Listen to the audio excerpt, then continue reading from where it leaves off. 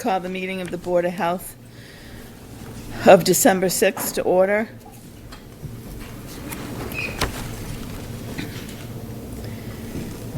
First item on the agenda under new business is acceptance of the minutes of the November 1st meeting. Do we have a motion to accept those minutes? Motion to accept. Second? Second. Thank you. All those in favor? Aye. The next item on the agenda, 1.2, discussion development of working group relative to Lowell Public Schools failed sanitary code inspections. So this item is on the agenda. I just want to back up a little and talk about how this came on the agenda, sort of give a history of the scope of the problem for those of you who haven't been at previous meetings. The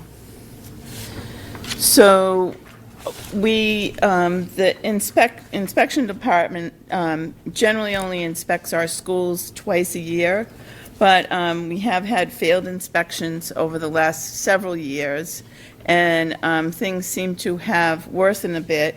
Going back and looking at the minutes of the meetings back to June of 2021, pretty much every 3 months we have several schools that are on the agenda that have failed the city code inspections. And some of them are what you might call minor issues, but others are issues that if they were a private food establishment might require that they be closed or some penalties instilled. And so things sort of progressed, and in December of 2022, there were 5 schools on the monthly Board of Health meeting. In October, there were 16 schools on the failed inspection list, and we sort of reached out to people, and yet in November, there were 2 more schools. We had some discussion. December, we've got 2 more schools. So somehow, even though we're only really obligated, or the policy is only to inspect schools twice a year, we seem to have schools every month in our failed inspection list. And we have, 600 food establishments, that from large restaurants to people in small, gas stations selling popcorn or whatever. So we have a range of food establishments, 500 or 600, I think is the estimate. And for the most part, most of those folks adhere to the sanitary code and do not fail our biannual inspections. Unfortunately, we can't say that about our Lowell Public Schools. And so given the number of schools versus the number of food establishments in the city, it's a little concerning for the board because it's hard to enforce the sanitary code with private food vendors when our city schools can't seem to follow the same health code. And so I think that, so the board wants to help the people that are involved, and it seems to me to be such a large moving part in terms of the city and the school department and the health inspector and the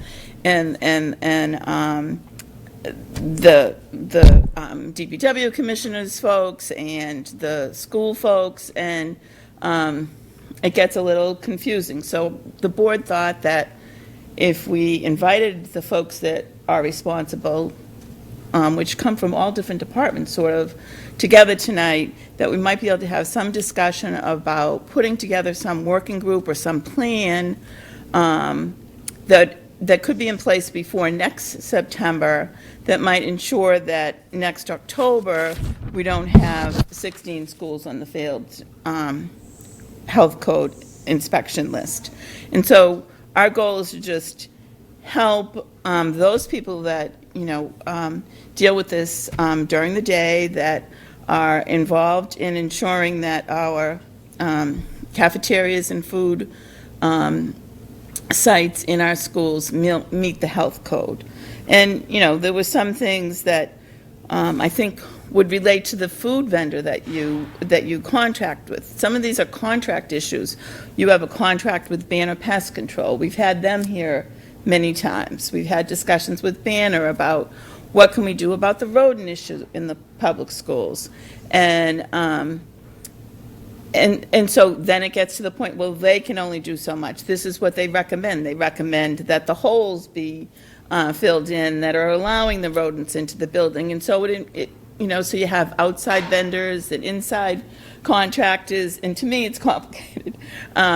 Rather than sort of, okay, where does the buck stop, and how can we help you ensure that our school cafeterias are passing the inspection from our city code inspector? And, we work with all the health, all the food vendors in the city, and the goal is not to fine or close or any of those things. That's never our goal.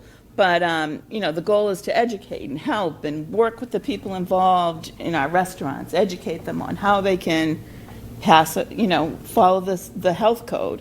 And so that's all we want to do. And we just, I guess, want people to understand that it is hard to be a board that enforces the code, the health code, when every month, with all the hundreds of restaurants, we have just as many schools on the list, or a few schools every month on the list, and so it's frustrating.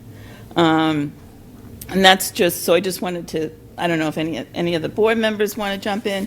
I just sort of wanted to let you know that the vast majority of those 600 food establishments pass inspection, and so it's frustrating to look at the scope of the problem in the schools, and puts us in sort of a difficult situation, not to mention that it's frustrating that this particular school doesn't have a choke safe, serve safe person, some of the things that are important to the board that be present in our cafeterias. I think the taxpayers would be disappointed in sometimes that we're not ensuring the food safety. And I'm not trying to overemphasize the problem. I'm just trying to give the background of what's happened over the last, number of years. It seemed to, I think we sort of reached our point of what can we do in October when 16 schools were on the list. And so that's the background. If anyone has anything that's different from that, I just thought that we need to maybe improve the communications, get the groups that are vested in this. I know everyone wants that food safety is important to everyone here, and I just want to see if there's anything that we can do in terms of addressing the issue. And maybe anyone who's here can speak to that, or address what they think are ways that we can improve the communication. And, I've thought about this, and I was thinking that maybe one of the things that might be helpful is that those people that are involved in it being their responsibility should maybe get a copy of these failed code inspection reports every month of the schools that have failed. And I don't know if Dr. Hall or the DPW commissioner, unfortunately, couldn't be here tonight. I don't know who wants that information or if that would be helpful. So I'll open it up. I will get a copy of those when they're done, every twice a year. I know also City gets a copy of those. I agree with you. I think we do have to do a better job. Unfortunately, there's just so much going on. Oh, I'm sorry. Do you think you could go to the microphone since we're currently being televised?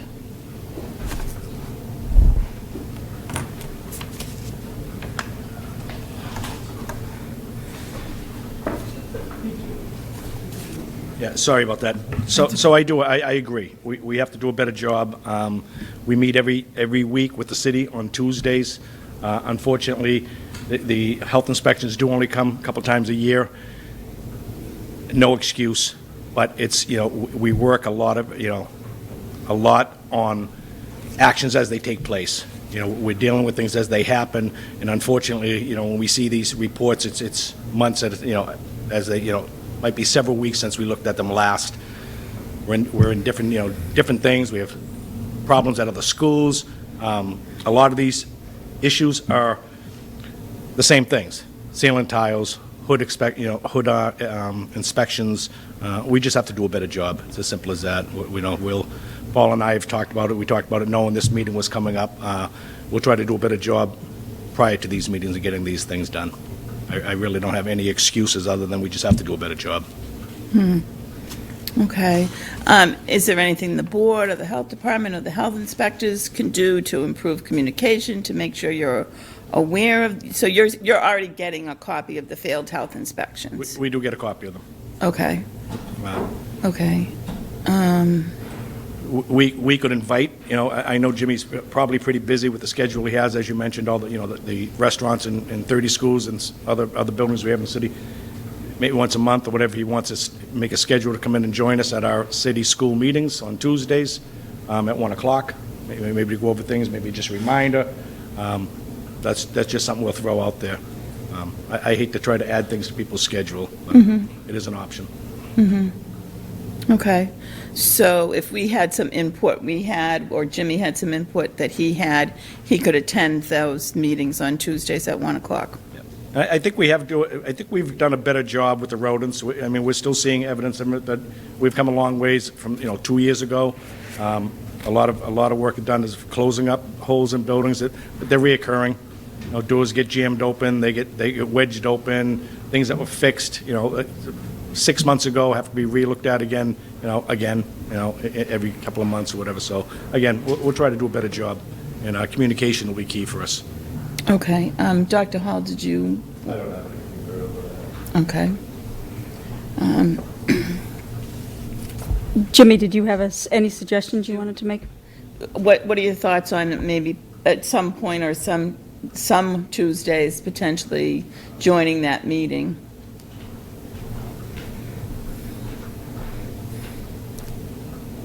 Yeah, I don't mind joining the meetings as long as it gets the ball rolling, because all we want is just the schools to comply.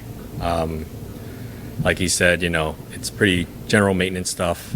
Most likely we'd run through all of our schools that month, and then I'd join the meeting as to what we found.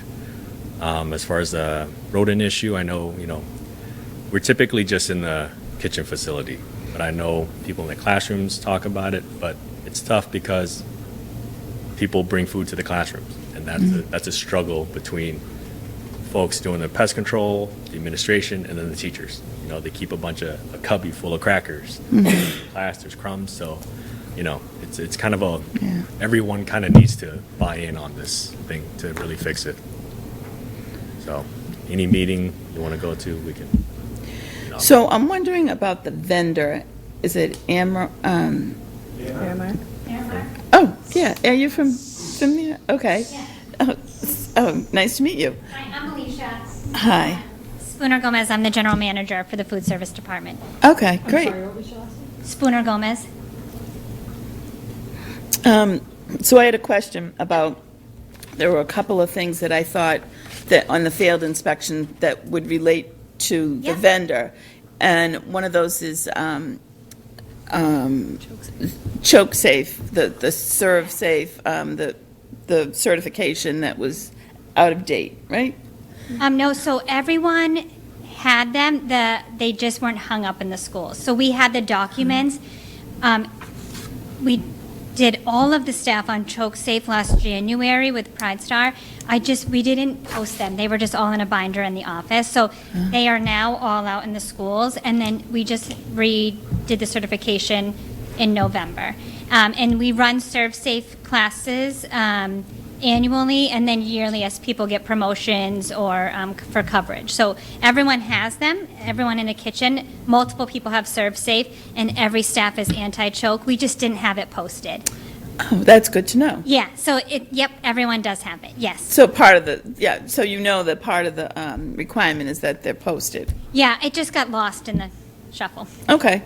All right, well, that makes me feel better. Yeah, In terms of we do make sure. It's Serve part Safe of and choking. our regulations for the Department of Education as well. So we needed a binder to show them, so I think it just didn't get Okay. schools. Okay, all right. Does anyone have any questions for the vendor or for Mr. Underwood or the health inspector? I would say I think it's a great idea to do the meeting if Jimmy can do it, because, we all want to do a better job, but I think without vigilant, consistent follow-up, we're not going to actually get to where we want to be. Okay. Thank you. Thank you. And we do have a registered speaker, Ms. Ortiz.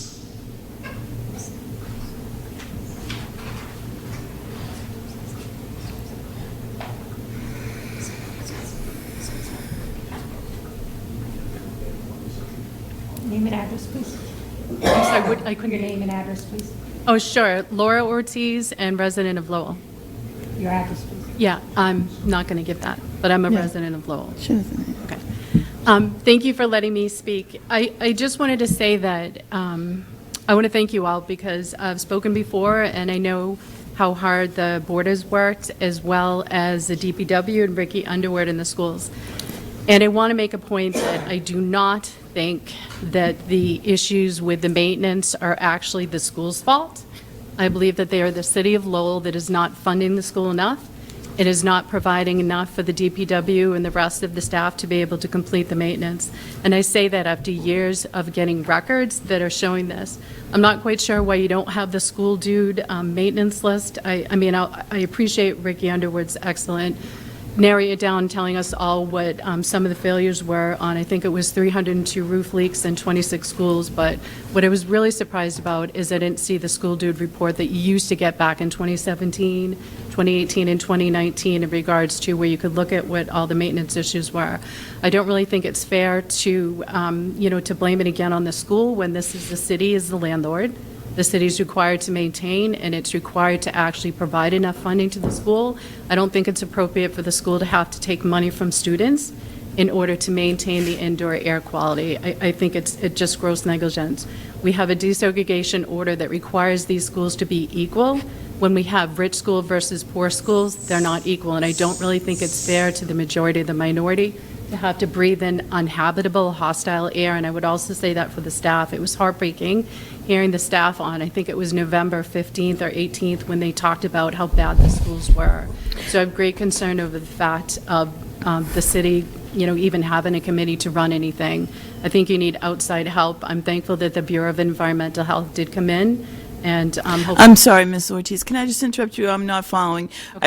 Are you speaking on the issue of the code, the health code violations? Yes. Because I'm hearing air quality and I'm hearing the building maintenance, and so I'm just trying to stay focused on the agenda item right now is. Yeah, but didn't you fail them on some of the inspections, or is that a different one? Am I speaking on the wrong one? Yeah, you I'm right now. Go ahead. Okay. Right now, My apologies. the agenda item is the health code violations Well, in the I saw cafeteria. a few schools had failed, so I honestly assumed it, part of it might have been the air quality, but maybe not. So let me ask you this. I did not see the Lowell Transitional Living Center, and I'm really concerned because there were bed bug reports in July. We went Again. Well, I don't see them on there, so I'm kind of concerned that, that. You don't not see them being- on there on where? For any of them, I researched back. I'm not seeing any inspections. We had asked the city, so I'm here to speak about the fact that I was a little bit concerned that it's my. But understanding that we don't inspect. I'm just trying to stay on the topic of health code violations in the Lowell cafeteria, public school cafeterias. You seem to be, we do have other agenda items, All right. and maybe you want to talk when we get to other agenda items on other topics, but right now the topic is Okay. health All right. code, I'll- city. I'll bring that back. City So inspections. Let me just say one thing about the cafeteria. When it comes to children that actually require sugar, some type of carbohydrate, I just wanted to ask, I know his suggestion was talking about maybe getting rid of some of the snacks, so I would only ask on behalf of the students that actually have medical conditions that require these snacks, maybe crackers or something in a teacher's room. Is there any way to maybe help them get some type of mouse-free area to store them in? That way the classroom can have snacks if it was for students' purposes? I don't know how you would determine a mouse-free zone. Well, some type of storage container. He was talking about that, teachers might leave crackers around the classrooms. I don't think that we're banning food from the classroom. That's not No. what Jimmy is Okay. saying. What Jimmy is No. saying is it's a multifactorial problem with the rodents being in not only the kitchen that he inspects, but the classrooms as well. Right, I just wanted to touch So on we're that. not, point we're just not so getting you know. rid of Okay. anything in the classroom. All right, just in case if the schools interpret it, I just wanted to say on behalf of children that read that, Yeah, maybe there's a better way to store it. That's all I'm saying. And so you began your discussion about we shouldn't be blaming the schools. I don't think anyone's blaming the school. The purpose of the discussion was to get all of those people that are responsible. No, Jimmy, unless I heard him incorrectly, I thought he meant, the schools, in order for them to fix the maintenance, and I was explaining my opinion as a resident based on records, that I feel the problem starts with the city. If the city doesn't fund the schools or fund for the maintenance or fund DPW enough in order to fix what's wrong, I don't think it's fair to even, place the blame on either DPW or the schools. And it's very rare for me to get up here and defend this, but I'm just saying, in my personal opinion, I think the issue, if you want to fix the problem with maintenance in the schools, then it should be focused on the city of Lowell, because it has a duty and responsibility to be the landlord and to make sure these schools are safe and that these schools are habitable. That was just my only point. Okay, yeah, I just wanted to clarify that the board was not trying to blame anyone, either DPW, the school department, or anything. Our purpose in putting the item on the agenda was to get the people who could help solve the problem together and improve communication, and let the people that are involved aware of why the board has put the item on the agenda. I just wanted to explain why it was on the agenda for those who were not aware of it. So the purpose of the discussion is not to blame anyone. Okay. I would just ask as a citizen that the city have representatives from how they're paying for things to go to these meetings, so that, the appropriate people are there to assist the school and DPW to move the ball forward and get things fixed. That's just kind of what I was leading to. My apologies if I said that too long. That's okay, thank Okay, you. all right, thank you. Sorry if I went on. That's okay. Okay, does anyone else have anything they wanted to say on the topic of Lowell Public Schools sanitary code inspections? Okay. I would just ask if it's possible for Jimmy, or make a motion for Jimmy to let us know next time at the meeting how that meeting goes, and sort of prepare, I hate to give you more work to do, I'm sorry, but just prepare, how you felt it went and what was addressed and everything in that particular meeting. Is that a motion, Kathy? I need a second. Second. All in favor? Aye. Aye.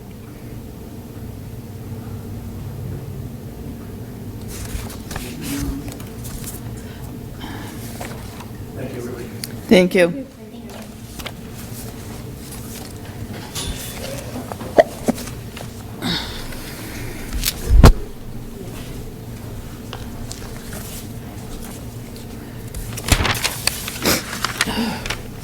Gonna sneeze.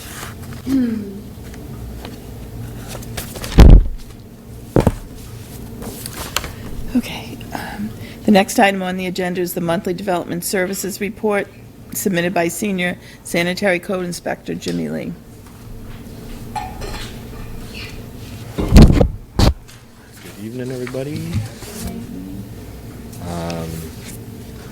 So yeah, we have been pretty busy this month.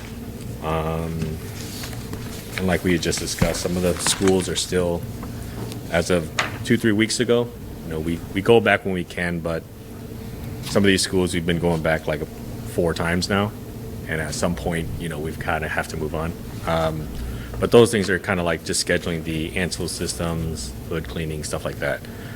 Ricky just told me earlier that they all should be in compliance now, so we'll follow up with that this coming week. Let's see. Aside from that, we do have, quite a few that failed this past month. So it seems like we had a number of fire extinguishers that were out of date. Do we know if that's been corrected? Yes. So pretty much all of the establishments that are not schools has failed and then has gone through a re-inspection and passed already. Did you say including the schools or not? Not including the schools. Oh, Yeah. I just noticed there was Some may have passed, but 1, 2, 3 schools that had fire extinguishers out of date. right. And Does the fire department go out and check those? Like, or is that just? So, yeah. So right now, I was talking to the senior building inspector earlier today during our meeting. They want to come up with a shared spreadsheet so that when the school department goes through and gets their vendors to do all the fire stuff, that our department knows. That way, everyone can be on the same page. It's just a lot easier because when we're going in there doing the inspection, we're talking to kitchen staff. When building inspectors are going in there, they're talking to the custodians or they're going through with maintenance teams and stuff like that. So we're talking to different people and sometimes we get different answers. So I think if we centralize all the information, it's just going to be a lot easier for everybody. Yeah, something like that is probably like what we would talk about during Underwood's meetings on Tuesdays. Okay. Yeah, because a lot of this stuff is things that should just be regularly scheduled maintenance. It's nothing. Yeah. Nothing should be really surprising. Yeah. My biggest concern was the Courtyard restaurant, the student restaurant in the Lowell High. They had a hood that hasn't been serviced in 3 years. So, Talk about fire. So if it wasn't going to be done, And you hope their fire extinguisher was working. right. So, yeah, if Really? Ricky didn't tell me it was done already, we would have had to move to condemn the space because it would be a risk to the whole building at that point. Yeah.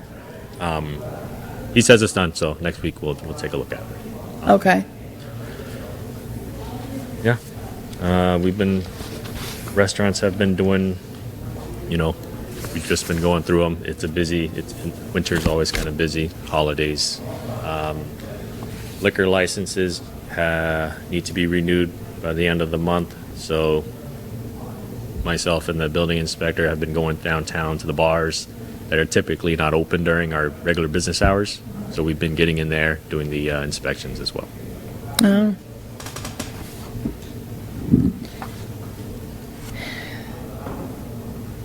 Okay.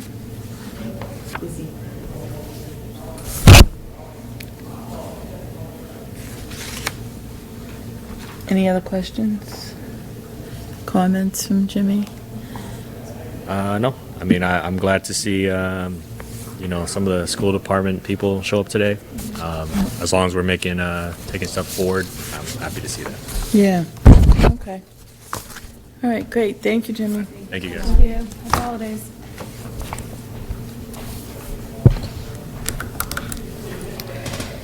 The next item on the agenda is the Trinity Report submitted by John Kelly.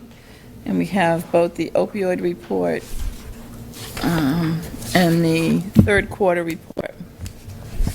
Good evening. Good evening. So the opioid report, I think the last one should be October. Really nothing unusual from that one. You will see a little bit when November comes out. We had it was interesting, last Thursday we were in the room with the police chief, city manager, Lisa was here, we've been working with Tufts on revamping the city's opiate surge protocol. Woke up Friday morning and we had 6 patients that needed to be saved with Narcan from opiate overdoses. It was kind of interesting timing. So again, for the report you're looking in front of you, it's kind of an average month, nothing unusual. You'll see a big spike. We went up there, we had 50 patients last month that needed Narcan to be saved. Wow. Yeah, we had 6 in one day. Wow.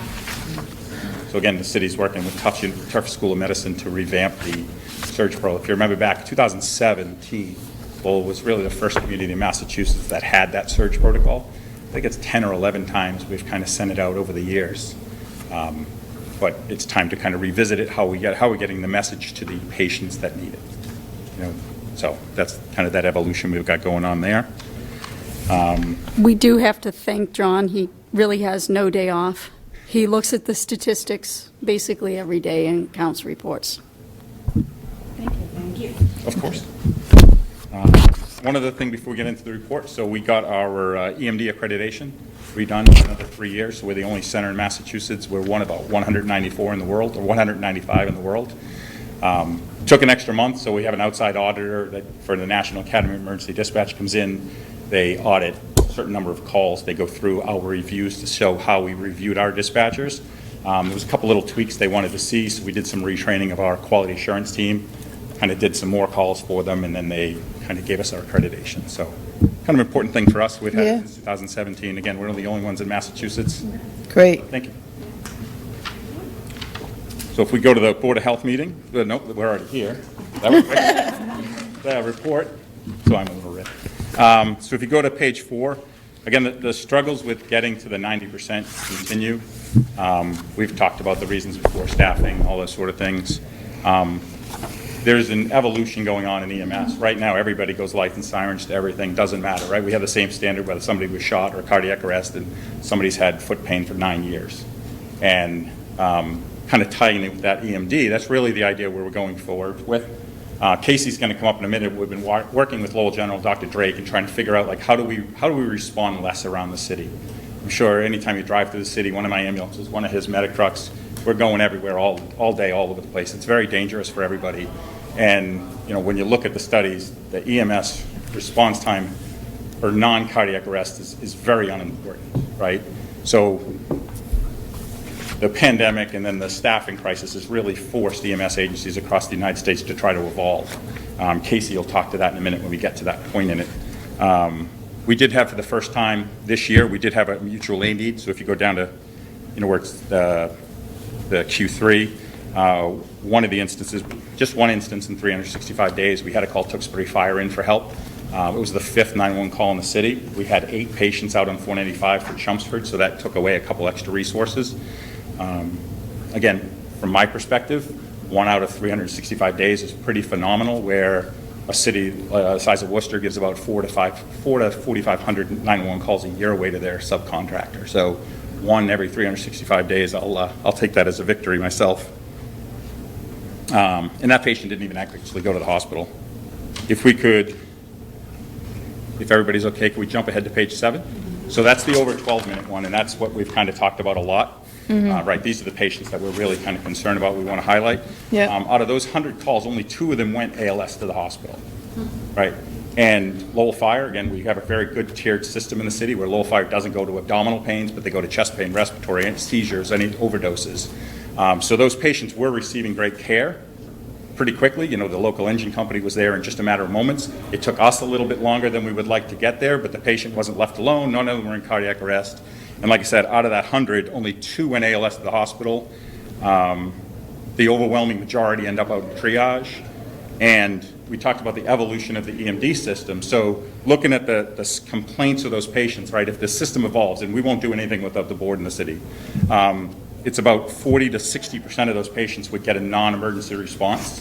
You know, if you've had, you know, back pain for 3 weeks, why are we going lights and sirens, right? So that's what Casey's going to come up and talk about. He's been working with Dr. Drake about kind of the thought for our evolution.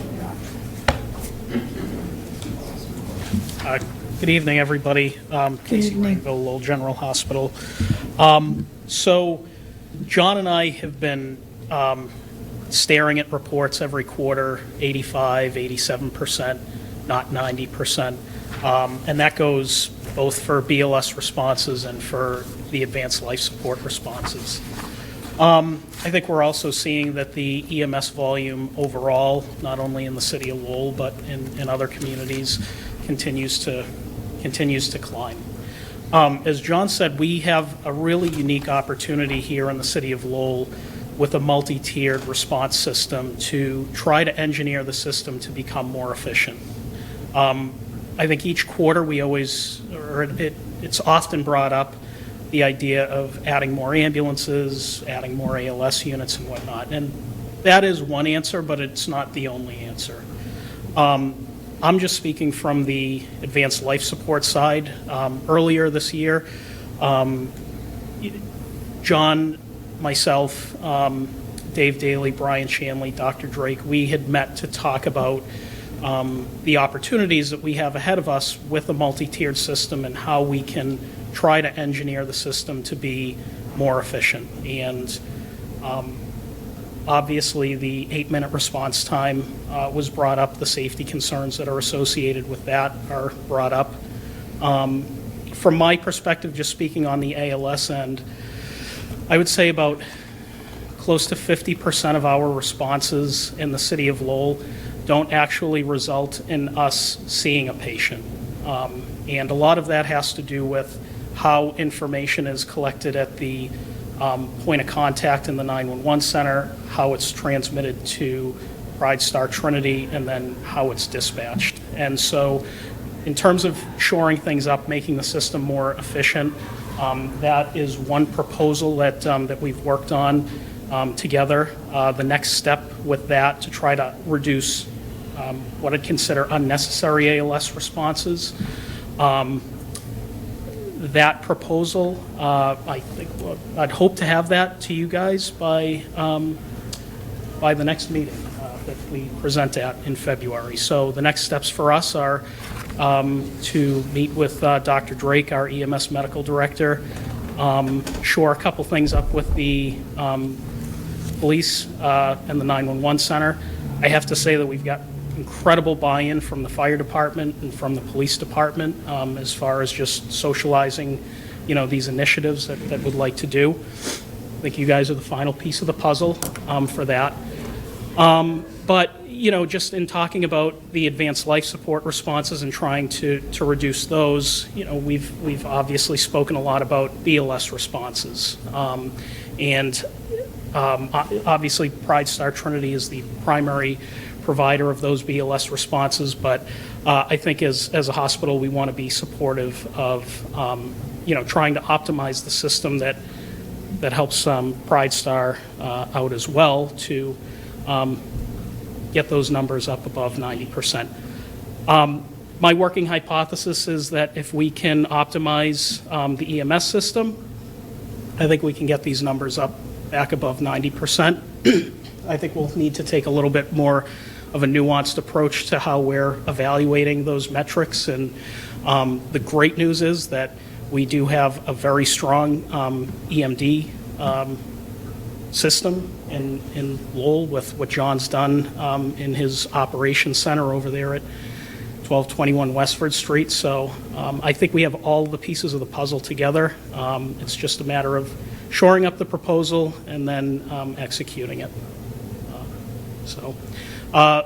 Just a couple little other things that that we've done to try to reduce ALS and BLS responses. I met with Lieutenant Rojas today from Lowell Police, trying to get our mobile integrated health program to help out in the cell block to minimize the amount of ambulances that we're sending to the cell block on a day-to-day basis, and taking police officers out of service to sit in the emergency department. So aside from that proposal, I think we're all working on just little things on the side to try to, again, optimize the system. So appreciate it. Casey, do you want to talk just a little bit more about the mobile integrated health system that you have, just for the board and also anybody else that's listening, as to what it is with the paramedics going into the houses? Yeah, sure. So the Mobile Integrated Health Program is a clinical program that we launched at Lowell General Hospital in 2020. It was initially a response to the pandemic. A lot of the outpatient services had closed down, and so patients still need access to care. So we had launched the Mobile Integrated Health Program really at the same time as a lot of other health systems in Massachusetts had launched this program. If I had to sum it up in one sentence, Mobile Integrated Health is essentially, it's a mobile souped-up urgent care almost. We provide, it's a fully stocked paramedic truck with additional medications and additional diagnostic tools and capabilities. The paramedics that are on the MIH units have additional training in really managing chronic diseases and whatnot, and that's really what we tackle, our chronic disease management and reducing readmissions and trying to keep people out of the hospital. However, we have found that the program does a pretty good job of keeping patients out of the emergency department and reducing patients presenting to the emergency department with ED avoidable conditions, we'll call it, fever, chills, certain types of infectious disease processes, something like, things like that. So, when we spoke today to Lieutenant Rojas, it was just just workshopping, what the struggles are within the cell block. I don't want to say struggles, but what are they presented with complaints? Where can we kind of bridge the gap with that? How can we help out? Every single encounter that we have within the MIH program, they have their own separate protocols, but they're also on the line with an emergency physician, so they get orders directly from an ED physician. We're tied into the hospital's medical records, so the paramedics do have access to the medical record, and they can see really, everything about the patient that they need to be able to treat in place without them going to the hospital. It's a remarkable program. It continues to evolve. We'll be scaling up to 7 days a week by February. How is that program accessed? Is that through dialing 911 and that gets determined through that, or? No, so Sadly, it's the first time I'm really. yeah. hearing So details. the program was initially marketed to physicians as a. So you call your doctor's office, right, and you say, I'm not feeling well. You can either come into the office, which probably isn't going to happen. Their patient panel is full for the day. They might send you a prescription or something like that. Or what happens often is they say, just go to the emergency department. So the MIH program is another outlet for them.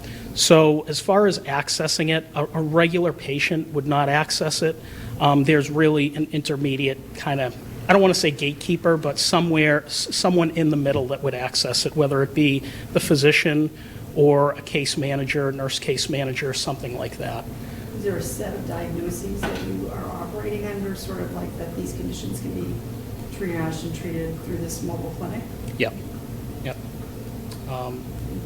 And do you have the flyer? I do. I actually have an email. I can send the board an email. Yes, Laura is over here if you're looking for her. Thank you, sorry.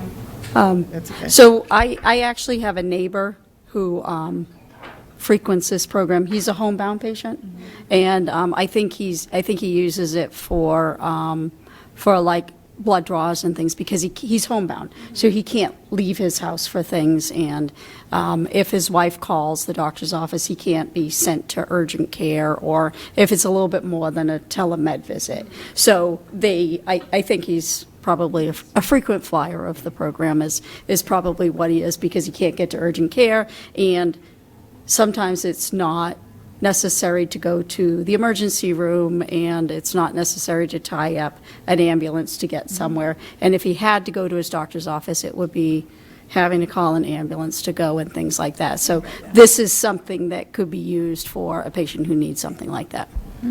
They don't have 8-minute responance times. It's No. more of, Yep, so, yep. so just in It's terms okay. of thinking about the types of conditions that we treat, these are often, the paramedic will get out to the home within an hour or two of the call being placed. And I think we find that, at least if the patient knows that somebody's coming to help at some Yeah. point today, I think that's Quicker than they're going to be seen anywhere else. Did it seem to be received well by Lieutenant Rojas, or? Very well, yeah, very well. I think, as with any use case with the Mobile Integrated Health Program, as I spoke with him today, that it's always a slow launch, right? It may start with just a couple of referrals from them a week. I know that they have their own system of how they escalate medical complaints within the cell block, and so it's just an ongoing process of working with the officers, the officers in charge for the shift and whatnot, on appropriate referrals and things like that. So it's a journey. That's great. Can I just ask one quick question off topic? There was a discussion at a city council meeting about lowering the speed limit in the city. And so does that in any way affect for when ambulances aren't going with lights and sirens? Would that affect you guys at all? It's more the volume of traffic. Yeah. And that becomes the thing. I guess the question is, do you have to follow the speed limit when, you know, Getting a truck We're back not to going base. lights and sirens. Yeah, if we're not going lights and sirens, we're by the same regulations.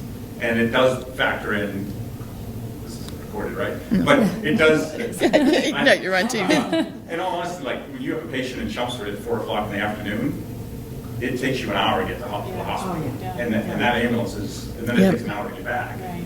So Yeah.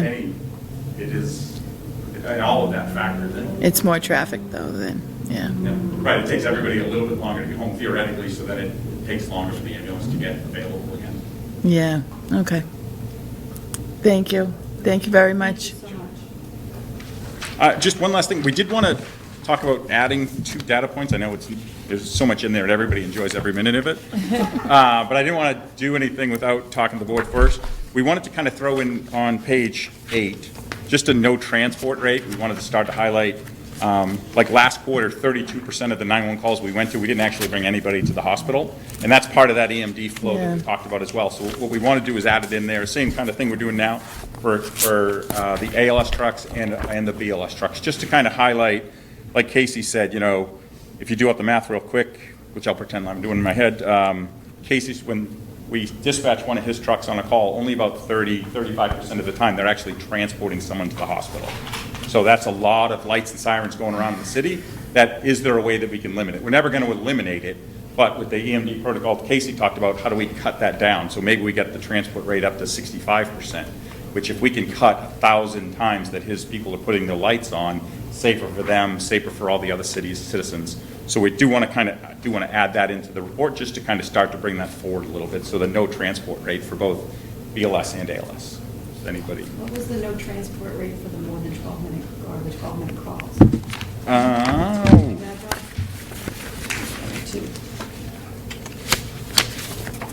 I didn't think to do that one. Well, But next time, sure. That would be interesting to know.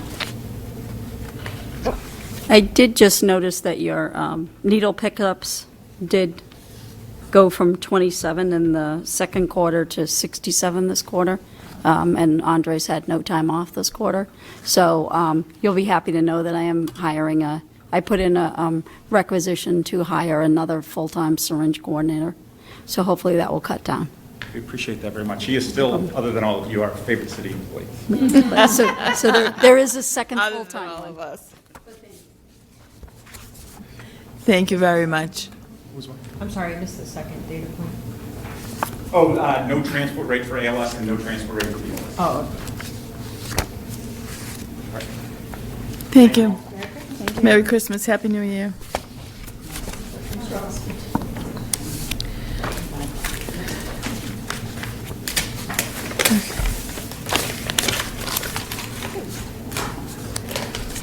The next item on the agenda is the monthly tobacco control report. Caesar is not here. We have the report as mailed. Any questions? Okay. The next item is the draft Board of Health calendar. Any dates that are going to be a problem, anticipated problem, or? Just we take July off, right? Yeah. Okay. Yes. Okay. Calendar approved as mailed. The next item under old business is for review, the Cashins and Associates Air Quality Report.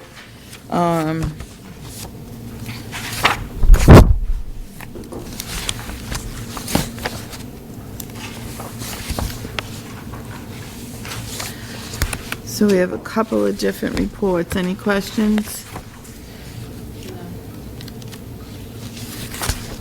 I guess the testing and retesting, doesn't seem to be any issues around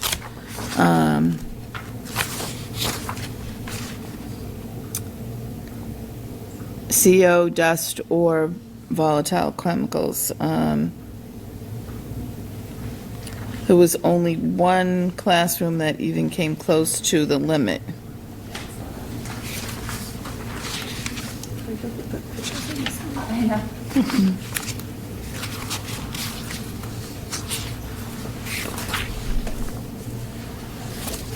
Anything you wanted to say about it, Lisa, or no? So this was where they had the high dust rates on the first floor, and they patched the wall that was separating the construction to that first floor, and now all the levels are low. So they seem to have fixed the problem. Great. Okay. The next item on the agenda is the EMSL analytic report, which is basically the mold studies for the Pawtucket Memorial. And Ms. Ortiz, did you want to? Well, yeah, I wanted to speak on a few, but I didn't know if you were going to stick me at the end, so. Do you want me to get up and? Sure, you can go ahead now. Sure, yeah, I just wanted to make one quick point on the, I think it was the high school, the caption truck, that was the high school. Oh, okay. Yeah, I'm sorry, I have the thing now, I didn't have it, I'm a little dyslexic. Do you want me to say my name again? That's okay. Okay. So the issue I wanted to bring to the board, so during the high school debate and the indoor air quality, a lot of the conversation with the BEH, IAQ talked about, construction, it's just going to add on to the poor air quality. So I had my concerns from some of the parents about the promises that were made with maybe doing a better job of kind of containing, and obviously they're, renovating a high school, but doing a better job about containment. Is there, the question is there anything more the board can do to sort of get them to comply a little bit? Because, when the city went with this particular builder, it was promised, that they were going to keep it to a bare minimum, and it doesn't really seem so. It seems part of the construction has some roof leaks and kind of new issues that you see on some of the other reports. Am I allowed to speak about the ESML, the analytical report, too? Yes, I just wanted to clarify. The other one was for the high school, the Cashins. So the Cashins Yes. thing, I'm not sure what you mean by, so the reports that we've had, they've pretty much all, with regard to the Cashins high school reports, we've had very few that were above. You know what, it might be too, because, the way my brain took in all the records, I think part of it too was on Mr. Underwood's report that he gave to the school committee regarding the 302 roof leaks and the 26 things. And we don't have the school do list, so you can't really see like how many classrooms exactly where, it was impacted. But some of it did mention the new build. So I just wanted to say that, when I was scanning this report, I didn't really see a lot of talk about like, how are they going to do a better job of containing, given, the essentials. Containing what? That's The what. new build, like the materials, the particles that, that these students are breathing in. You've got a lot of students that are complaining that, it's kind of, it's cumbersome to them. So I worry about, the amount of children with asthma, getting exposed to, whatever is flying up in some of this dust. I just wanted to make a quick point on that. Okay. Just because of the conversations with the state and the insurances that, when this new bill was going to happen with, about 4,000 students being present in the high school, that, I don't want to say the perfect job, but I think, the containment can be done a little bit better. But, maybe you're going to have to look at a few other reports to see that. I mean, I understand they did this report, but. We've been getting these every month since the construction started. Right. So we've been tracking them, and what I'm saying to you is, I mean, the board can, or Lisa can clarify, but my recollection is we've had very few that have not been within the standard, like aren't anywhere near the dust or TVOCs, or the COs have never been out of the range. So we've been reading these every month, and they have met the standard, so I'm not sure what you're referring to. I mean, I read it from, some of the failure reports, so I mean, I respectfully disagree, but, We have that's the not my, reports here. Which report specifically? like I said, it was part of the school committee, it was part of, I think it was Ricky Underwood's report that talked about there was some issues with containment in the. Containment of what? Dust, or? I believe so, and particles. I mean, there's students that complain, so. Yeah. I mean, I understand that you hired, this company is giving you a report. I get that. Suffolk hired Cashins, because that was part of the deal, that they would do air quality studies to make sure that there wasn't dust, carbon monoxide, or TVOCs. Maybe a better way I can ask this is, has the city itself or, the schools, has anyone done a challenge on the assessment to get maybe a third party that's not related to the builder's assessment? I don't want to say you get what you pay for, but, it's kind of like, where we have BEH, IAQ go into Pawtucket Memorial. That's an independent, state agency that comes in, maybe has a different view on it. But I'm not trying to critique anyone. Okay. I wanted to mention that. And Okay, but we will continue. I can go back and look at Mr. Underwood's reports to the school committee and see when they were. It may have been when the field house was taken down, so it could have been when the field house was taken down. There may have been something. But I can go back and review Mr. Underwood's, and I can reach out to him. I mean, you're the experts, you have the essential school health services data. I mean, I don't need to reiterate back to you all, that work with the nurses that are in public schools, but how many children that we have that have asthma. So my concern, I may know loved ones that might have that medical condition. So my just concern is some of the students, the way that they breathe is not the same way that you or I or anyone that doesn't have asthma. So I'm just raising the concern from parents that ask me to, as respectfully as I can. Okay, Lisa will follow up on that. Thank you. Lisa, has And there then been did you want to increased speak on report the of students with EMSL? respiratory symptoms in any of your school nurses? I can review the reports of the students coming to the health office at the nurse's office as well for since the construction started as well. So I can review how many students have come to the nurse's office as well. with Okay, the, see if there's any Yeah, complaints. so I can see if there's any trends there as well. Okay, great. Thank Okay, you so much. and then did you want to speak on the what I call the mold report? Yeah, I do. Hold on one second. I do. So, yeah, this was it was brought to my attention, but from someone in the school that, the school had to pay for this because the city didn't think, that it was necessary. And, my concern I have is, every penny that the school has to pay for something that is really the city's responsibility takes away from students. And the other thing that I had a question about was when I pulled up the EMSL analytical, their guide on, how you do these types of collections. Right away, part of it said that, it was contradictive to two types of mold. So I kind of had a question about, was this necessarily, and this is prior to me understanding that BEHIQ came in, but I was kind of concerned about, when the city, has to really utilize every penny that we have in a responsible fashion. If it's going to be used for tests like these, we're the most appropriate one, or would it be something that maybe BEHIQ may say that this is a better test or something, or whatever guidance that they're going to give you, because I felt like, if we continue to do outside studies from companies that maybe aren't necessarily the right way to determine whether or not you've got indoor air quality issues, then it's just going to be a waste of money, and that, even though it was $500, maybe it could have went towards a roof leak. So that was just going to be my point on that. Okay.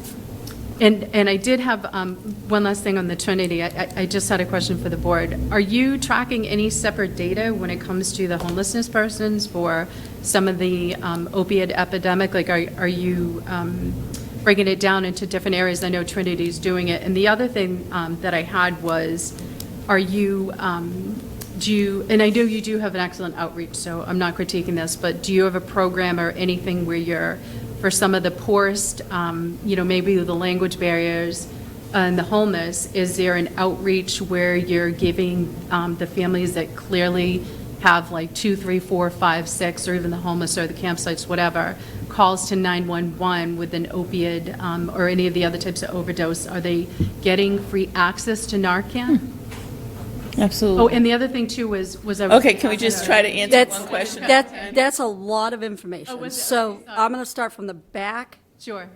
and then go. Free Narcan. I have a $500,000 grant that pays for Narcan, and we also get free Narcan. So I have an ample supply of Narcan. You can get it at the Recovery Cafe, you can get it at Lowell House, and you can get it from the co-op.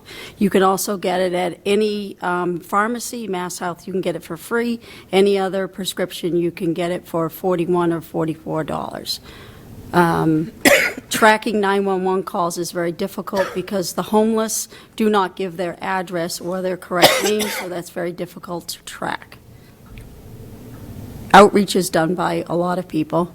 Back up, what was the third to last question? I think I forgot. Yeah, for the tracking, what about tracking, maybe tracking by area? You know, The- because we've got a lot of different communities. Yes. It is tracked by area, The so... reports are by neighborhood. Yeah, so on that two-page opioid report, it is tracked by neighborhoods, and we do a lot of tracking by neighborhoods, but we do simplify based on the opioid report. But it may not be on this report, it might be on the Mayor's Opioid Task Force. It's tracked by a lot of different people, but it is tracked by neighborhood, yes. Yeah, the reason I was asking is sometimes you go into the tinier data, you can actually see a plan of like, you know, how do we approach this? Because in one neighborhood, you could have 10 different, factors into why we have, people that, I think he had said that, we're losing a lot of people, which is just heartbreaking. No, so that's not necessarily true. We have a lot of, so we had 135 overdoses, but our fatal overdoses have decreased by 50%. So the amount of people that we're losing to overdoses has significantly decreased due to the amount of outreach and Narcan that the city of Lowell has given. I know, but to me, like, one is too many. Yeah. Absolutely. To me, Yeah. to the district attorney, and to anybody, it is too many. Correct. Okay. Yeah, and so. Hence the reason that I try to get any grant that I possibly can. Right. Oh, yeah. I mean, none of what I'm saying is, no, there's so much in federal grant money right now. There's So multiple much unused. organizations throughout the entire city that are addressing that issue, like head-on their priority. I do, but, I speak on behalf of one of the nonprofits that works predominantly, with the rough sleepers that are out in the street. I think the problem is a lot of them are not clients, unfortunately, of some of these nonprofits, and, trying to figure out, or think of us as a citizen, how can we get more access to the people that are out there, 365 a year, freezing cold, and are not taking I don't want to say taking advantage, don't feel comfortable in whatever disability they have, whatever issue that they have with the resources. How can we help them instead? I know Boston does the Pine Street Inn, they have the street teams. I know you all do the outreach, and I know Lowell Community Health Center, I think there's a few people there that also go out, but it's almost as if, with more than 300 on the street, that I think as a city, as citizens, like, we've got to figure out a way as a community to try to get the help to them if they're not going to go to the Lowell Transitional Living Center, or they don't want to go to a motel, they don't feel comfortable in the hospital, because it breaks my You're heart. preaching because to the they're choir. most affected. Yeah. Okay, is that all? Okay, no, that was it, yeah, thank you so much. Thank you. Moving on to the director's report. Oh, I'm sorry, did you want to speak? Yes. Oh, yes, was this the person? Okay, if you could come to the mic and state your name and address? It's okay.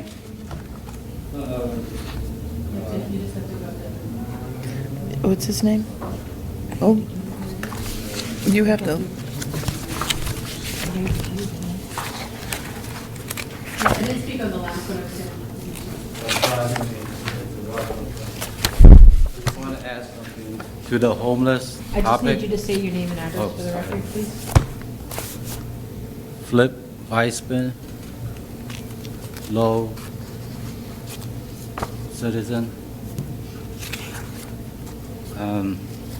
So I just want, You wanted to speak on the Lowell High School issue? not, yeah, and that too, but the homeless stuff she was talking about, Uh-huh.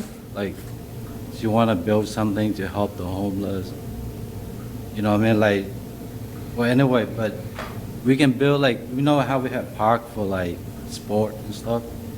We could have had park like for homeless, like they can, you know, a place where they can go for like, it's a park like shelter, and they can have people to talk to, probably improve them with their life or something, that they associate with somebody. And if something happens, at least someone know what's wrong with the homeless, like someone, but they always with somebody.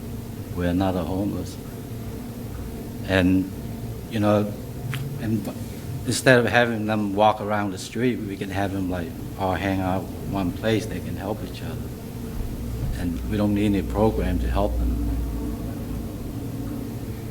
Yeah, Okay, I'm just trying to stay in the, so did you sent a letter to the board requesting to speak on a Lowell High School issue. Did you Yeah. still want to speak on that? Yeah, so, want to talk about like Lowell High School, they have a pre-teen program, like teen block, like educating, whatever, health. So I found out my daughter, she had like birth control implant, like without my consent. And I don't think that's like fair because she's like underage. Like you need to be 18 by cigarette and you need to be like 21 by liquor.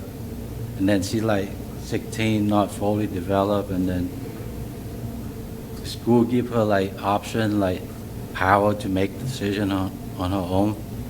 Like we don't really know how much class she had to decide all kind of stuff. And we don't like who qualified to teach those kind of stuff, like about like birth control, like health, sex education, stuff like that. Like I asked her like, why do you like tell me when you doing this so I can help you and stuff, you know? But she said, oh, the school say some parents act too strongly about it, like sensitive topics, so they can't talk about it. But I don't think that's fair for the school to say something like that about parents, because not every parent's like that. So instead of like teaching, like we go to court, we raise our right hand and we swear, we say nothing but the truth and stuff. And then you go in school, you get kids learning how to hide stuff from parents. Like instead of like, you know, they should tell the truth about like, doesn't matter how the parent react. If the parent care for the kid, of course, the parent gonna react strongly about it. If the parent don't care about the kid, the parent will like, Right. go ahead, do whatever. Right, okay, thank you. So I'm just going to ask the health director, so does the teen clinic, is that supported by Lowell Community Health Center? Teen block clinic, is that at Lowell High School? There's a school-based clinic there, but I don't think that they do birth control there Yeah. at that clinic. I think Lowell Community Health has a teen-based clinic where teens can go in on a drop-in basis without appointment, without insurance, and access birth control. I think that the problem that you're designating may be a problem for lots of parents. Unfortunately, I believe in Massachusetts that teens are considered emancipated when it comes to their reproductive rights. So they don't have to ask permission for birth control, and they don't have to ask permission for other things related to reproductive rights, I believe, in the state of Massachusetts. I could be wrong, but that is my understanding. So it's not necessarily the school that's doing it. It's just a state law. Yeah, but like we in our local city, we should protect our home city instead of follow every single law they give us. You know? But these are our own people in here too. So. And instead of like I go to the meeting the other day, they were teaching parents how to accept kids being gay, lesbian, transsexual. Like you have to accept them who they are, and you gotta love them no matter what. But what about like, you know, like birth control? Like, why don't you teach them at school to open up to parents? Because this is more like parents probably hurt more than the kid, you know? It's not like parents find out, oh, you can't tell your parent everything. Yeah, I definitely hear what you're saying, and I feel for you. It's difficult. We're all mediating very difficult times with all of these issues around gender and reproduction. You know, I would ask you to maybe follow up with the school and find out if there's any sort of counseling or literature information that they could give you to help you figure out how to mediate that a little bit better. No, but I'm just saying that the school should be like teaching them a different way, how to open up to parents to all different stuff. You know what I mean? Teach them how to do that instead of teaching them how to hide. Like say, oh, my parent act too strongly. I can call the cop. I can call DCF to back me up. You know, you guys don't have to like be scared of those stuff. I don't think that's kind of fair because they have that too much power. You know what I mean? Okay. That's all I want to say. Thank you. Thank you. Change anything right away, but like if every young teenager like take birth control, like how you guarantee that people do going to be the same? Like, who's going to care the next human race? Right. You know what I mean? Like this is going to affect everybody, not just me and my family. I'm just here to let everybody know like we need some like teenagers to be like educated, like even though they sexually active, whatever. We just teach them how to like option, how to decrease that, or you know, different method of doing it. 'Cause I know different countries we have different method how to reduce the illness. You know, because it's in the head. We expose it to too many stuff that was too. You know. Thank you for coming here. Can I leave? Sure. I don't mean to be rude. No, that's sure. Can I just say, like, really brief? On an agenda item? The same thing he was talking about. Okay, so he, Really quick. okay, go ahead. Very quickly, we have other people waiting. So I just wanted to say that, you know, that the issue that Carrie, many, hold the I'm issue sorry, what that, were you saying? Go ahead.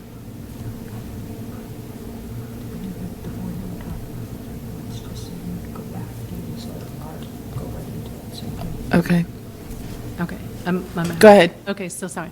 That the issue that many of the parents brought up was the informed consent, you know, obviously the parental, you know, signing the consent, as well as the fact that, you know, the parents were sending these children into school, coming home with devices, coming home with injections, and, you know, the inalienable rights area, you know, I think that majority is what he was trying to talk about, because when it comes to children in school, you know, when it comes to the nurse's office, you know, for many of us that had children with medical conditions, you had to have a signature, you had to have the parents sign off. So it's just a concern that wanted to be brought to the Board of Health. We understand that Lowell Community Health Center is at the root of it. It's just that this is a public school, and you're the board that regulates it, so we thought that there was Yeah, a but little failure to... We have no jurisdiction over birth control. I don't think that And they're not doing it in the public school. It's not, then- it's not a Oh, the school public, nurses don't have anything to do with this? No, No. no, it's not the nurse's office. And then my second question is, are they actually leaving the school premises to go to a different building? So I actually have two questions. No, So- no, my understanding from some of the students was is that they got it literally when they went to school, they came home with a Band-Aid, so... So, yes, but Yeah. my but it's not a question school- is, it's did not they leave a the school public building? school. It's a Lowell Community Health Center, private organization, following access to birth control. I know, but you have to understand the optics. This is in a public school, that I don't think a lot of the parents, so... It's not in a public school. You don't think it's happening in the public school?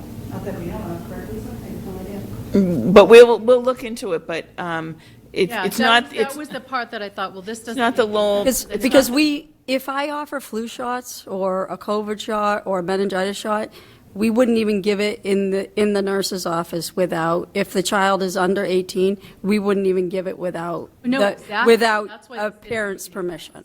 So I'm unaware of any of this, so I can't offer anything as to what's going on. I have no idea. Okay, then... So I'm Not sorry. happening. My only thing would It's- ask Yeah. is... So I'm sorry, we can look into it Yeah. and get back to you, but I have no idea.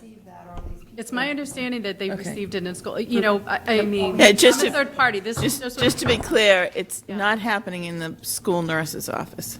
No, it's happening in a classroom in the basement of Lowell High, room 22, I believe. I did ask for records on it. It's, but that's, if Lowell, if that's the Lowell community, if you're talking about the Lowell Community Health Center site that has a clinic sited at the Lowell High School. It's still different. It's Separate from the high school. No, but these children are, go into a public school for education, and this is happening. I mean, these parents have no idea. That, I'm just bringing to you what the community had asked me to bring to you. It's just that a lot of parents aren't aware, and I know because you do tremendous outreach.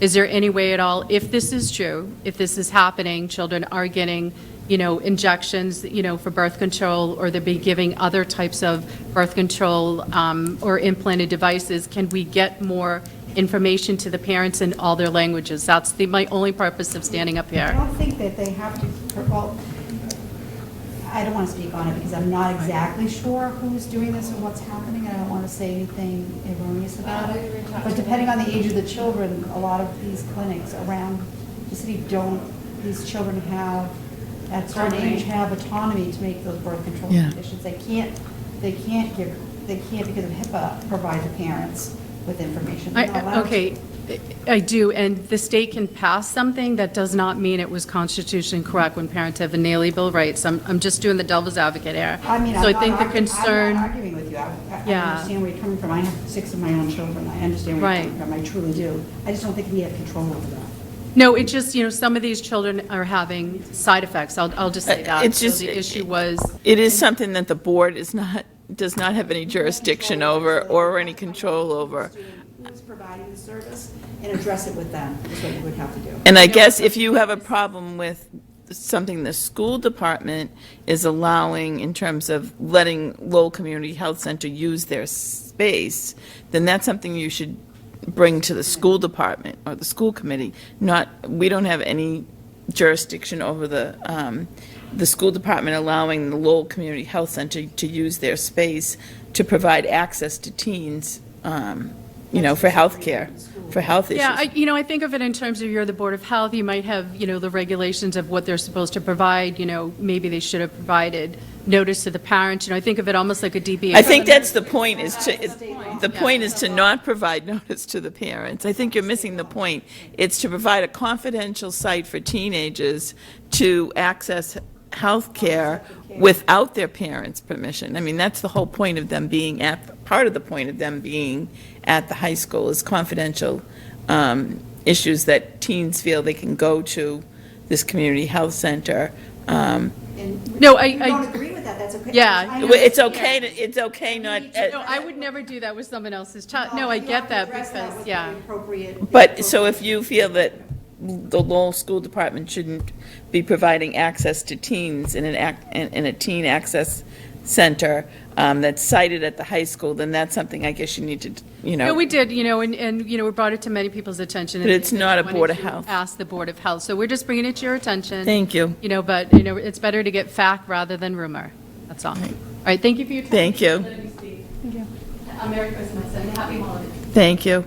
The next item so just to complete our discussion that we sort of got off track from on analytic reports, does anyone have any other, I don't know if the health director wanted to speak about that report and the follow-up that's being done at the Pawtucket Memorial?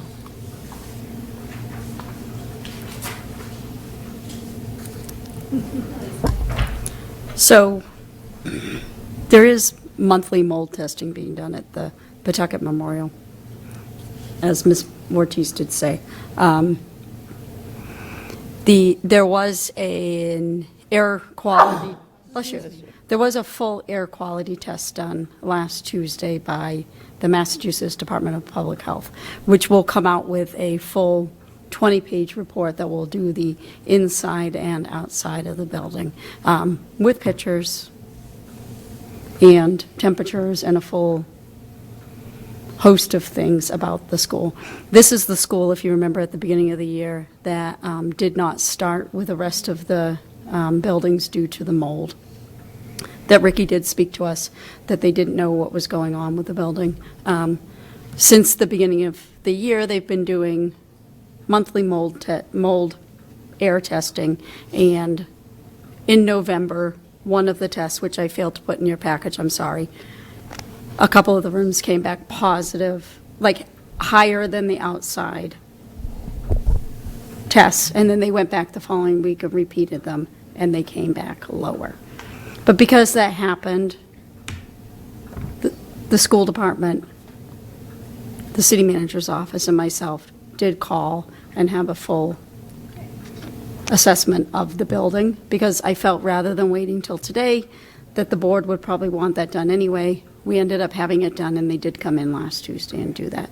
So the full assessment should be done by the end of this week, early next week, and then you guys can look at it, and then next month we'll be able to go through that and look at it. There's a few other things going on. There was a report last night at the city council meeting about a few things that have to be done that will be on that report as well. So there's a few other things going on as well. They did not recommend having this monthly mold test done, but it's being done, so we'll continue to review it. I should get the results of that, and we'll continue to watch that. The classrooms are still okay for the kids to be in the classroom. So what they say is that even if there's mold spores in the air, so even if you clean something and you don't completely clean the room, so like a room like this, if there's mold spores on the light, it's going to pick up when you do the air test. But the other thing is that room that tested false positive, if someone had sprayed something in the room, that could set off that sensor. If the batteries were off in that could set off the sensor. So there's a lot of things that could trigger the sensor. I'm not even sure that it was really accurate. Correct. So there's a lot of things that could trigger it. So without being there and being with that person, this doesn't really give us a lot of answers as to what's going on in there. Okay. Did you want to proceed with the director's report? Sure. Director's report. So you do have the public health nursing report. The chairperson probably honed right in on the TB numbers. I did. So we have DOTs for, I think, 10 patients currently. So the good news is that we have 2 nurses, 2 full-time nurses on board, along with our public health nurse manager. So that's good. But we had an all-time high of, I think it was 24 suspect patients for the month of September and October. So a few of them were just following and waiting for their sputum to come back. At the same time, the flu numbers are on the rise. I think COVID has kind of evened out. Could I just ask a question about the TB cases? Go ahead. So, I mean, generally, when I worked in TB control, the cases were new arrivals. Is that still the case, or So is it sometimes it varies? it varies, and a lot in the past used to be patients that were hospitalized. So some of these patients are at home. So the nurses are doing the sputum collection, and then the patients are at home. So it's a varied as to where the patients happen to be. So these poor nurses are learning different things. Okay, thank you. Sorry to interrupt. Drug observed therapy. You were talking about flu cases. No, that's okay. We just have a lot of different things going on, that's all. And they are also doing at-home flu shots. So some homebound patients are asking for at-home flu shots as well. So we are doing some at-home flu shots. We started that last year, and some of the patients from last year are calling for at-home flu shots.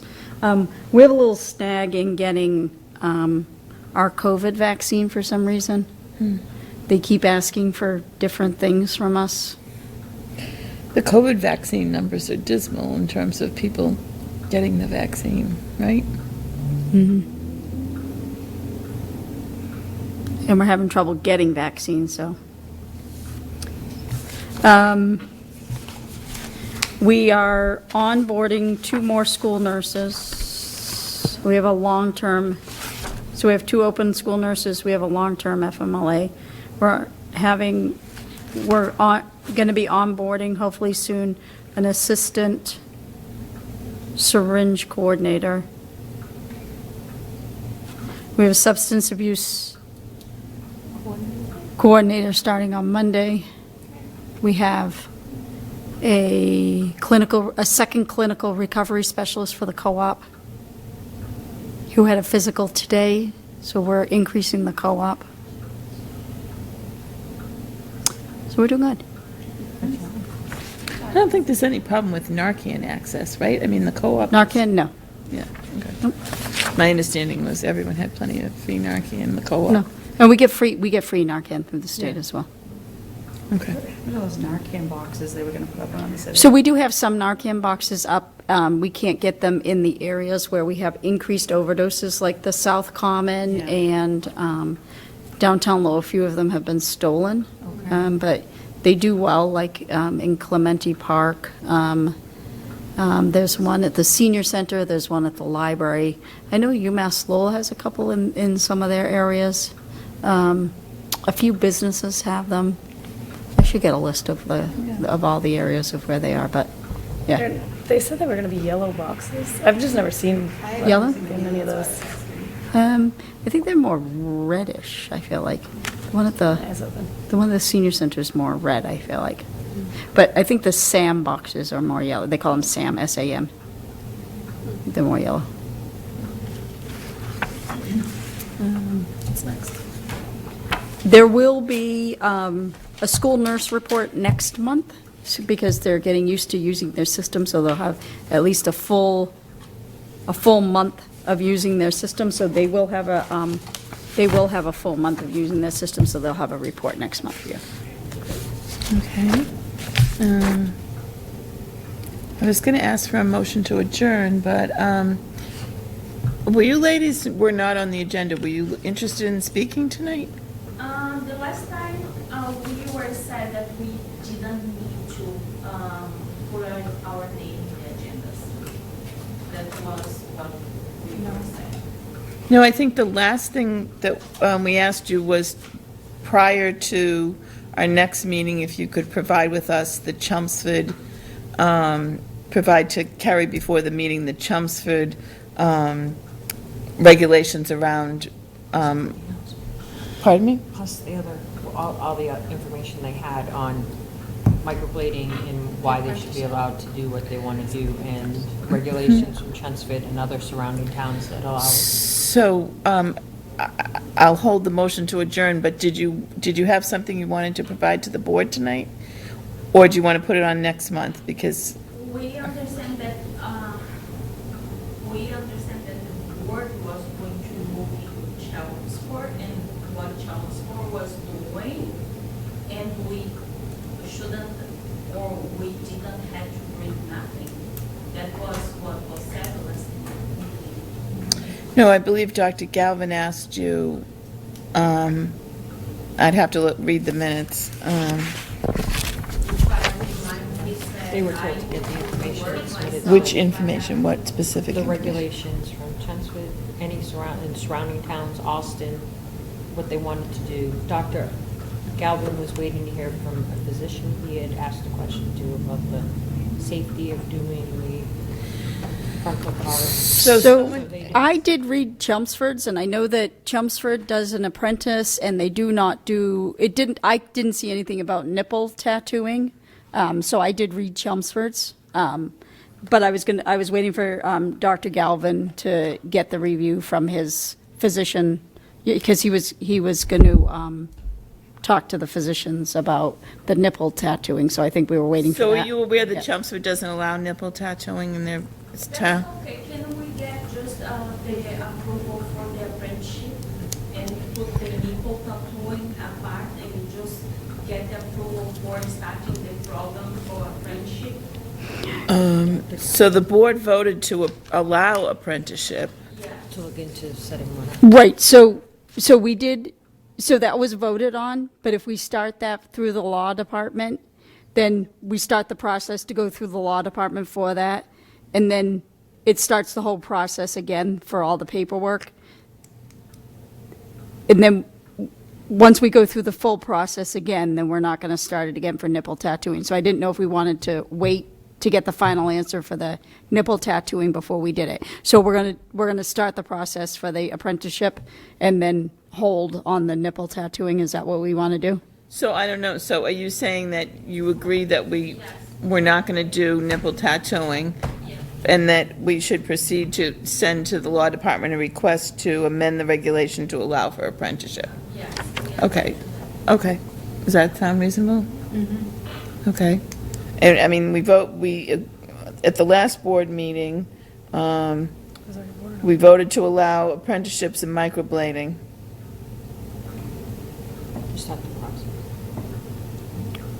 Well, right, we have to go to the law department and request that they amend the regulation. It can't start tomorrow. Dr. Galvin noted that the board had previously asked Ms. Demore to obtain information on what such a program would involve and to submit the documentation to the board for review and discussion. So that's what Dr. Galvin asked you at the last meeting, was to submit the documentation for review and discussion. I haven't received it. Have you sent anything to, We understand that you guys were going to look into what Charles work. we did do that. The health director just said she, I didn't understand that you were asked to look into nothing. At the last meeting, Dr. Galvin asked you to get the regulations from Austin and other towns that allow the nipple tattooing and apprenticeships, and to submit it to me and the health director to go on to, so we could put it on the Board of Health agenda. We have not received anything from you yet, as the board has now for 2 months asked that you submit. but now we're not, you're not proceeding with the nipple tattooing. I'm sorry, but, Dr. Galvin wanted it on the translation, because what I understood that he was going to look into that, not that us were. The No, only thing Dr. Galvin was going to look into was he was asking a around the nipple physician tattooing, around the speak to a safety physician. of a cosmetologist doing nipple tattooing, and that's what he was going to look into. Okay, so you're suggesting that we move ahead with amending the regulation around the apprenticeship, when you're leaving off the nipple tattooing? Okay, so what do we need from them regarding moving forward to the law department with the amendment? Well, I think the last time we got the one page already, right, Carrie? The what? We got the one page already that we were going to copy for the apprenticeship. No, Yes, we did. we did? Yeah, we did. We'll look back and see. The last I heard, they were gonna get different, like, towns, their programs, so we can. For the law department? Yeah, because somebody has to look at them and see what can be incorporated or what we don't want incorporated, so we don't have an apprentice. I thought we had the copy of We one did. from Boston or something. I'll check my emails, I have the and I'll right. get back to you. Something in there. Your website has a apprenticeship for body art. The website has body art apprenticeship For tattooing. application already. For tattooing. For tattooing. It's only allowed for tattooing. There says body art, don't say. Tattooing is body art. If you read the regulations, it says the apprenticeship program applies. Could you do me a favor, and what you bought us the last time with that one page, will you just email that to me? Thank you. Okay. Okay, just email that to me tomorrow. Okay. Thank you. Motion to adjourn. What? Yeah, you bought it the last time, but could you just email it to me? Thank you. Okay, all right, so, okay, so we will forward that information to the law department to see about amending the regulation. Thank you. Anything else? Okay, thank you. Motion to adjourn. Motion to adjourn. Merry Christmas. Motion to adjourn. Motion to Oh, adjourn. thank you, Aaron. Second?